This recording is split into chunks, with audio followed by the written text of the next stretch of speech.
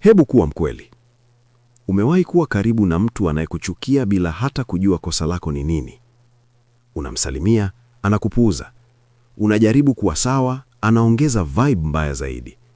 Na unajiuliza, nimekosea wapi? Ukweli ni huu.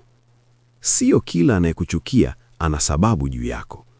Mara nyingi, chuki yao ni matokeo ya vita vyao vya ndani ya moyo kama wivu, maumivu ya nyuma au hofu ya kushindwa. Sasa, ufanye nini kudeal na watu wa aina hii?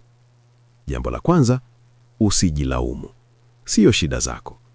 Jambo la pili, weka mipaka. Heshimu watu, lakini tambua huwezi kupendwa na kila mtu.